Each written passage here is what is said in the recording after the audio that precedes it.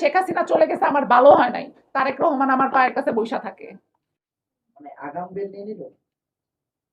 আমার medical report কালকে আমি কেস করেছি, আমার অলরেডি সে আমার মেডিকেলের কাগজ দিয়ে সে জামিন নিয়ে নিছে। আমি মাত্র এই মাত্র আপনাদের সামনে জানতে পারলাম বাংলাদেশের আইন কোথায়। আপনি কি আশঙ্কা করছেন যে অপরাধী দেশ থেকে পালিয়ে যেতে পারে কিংবা এরকম কিছু? হ্যাঁ, অবশ্যই অবশ্যই আশঙ্কা করছি, এবং আমাকে প্রতিনিয়ত হুমকি দেওয়া হচ্ছে যে আমাকে মেরে ফেলবে। আমার জীবনের কোনো আপনারা কি যাবেন আমার সাথে আমার বাসায়? আপনারা কি সবাই আমার সাথে আমার বাসায় যেয়ে থাকতে পারবেন? সম্ভব আপনাদের?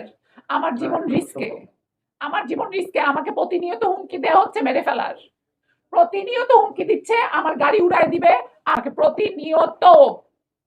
আচ্ছা, আপনার সঙ্গে তো তার কোনো শত্রুতা ছিল না, কিচ্ছু না, সেখানে যে বা তাকিয়ার সঙ্গে আপনাকে আসলে মানে ভুলাই ফেলছে।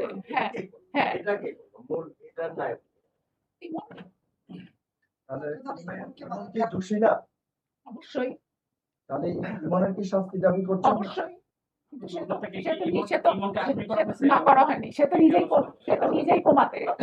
ইমন যে আপনাকে এখানে নিয়ে গিয়েছিল, হ্যাঁ। তাকে তো পুরস্কৃত করে, তাকে মেরেছে কেন? পালিয়ে আসার কারণে। আমাকে পালাতে হেল্প করছে যে। সে কি এই বিষয়ে কিছুই জানতো আপনারা না? কি বুঝতেছেন না? সে একটা সাইকোপ্যাথ, ওই লোকটা যে একটা সাইকোপ্যাথ। এপস্টেন, বাংলার এপস্টেন, আপনারা বুঝতেছেন না? ক্ষমতার দাপটে আমাকে বলে কিনা তারেক রহমান আমার পায়ের কাছে এসে বসে থাকে।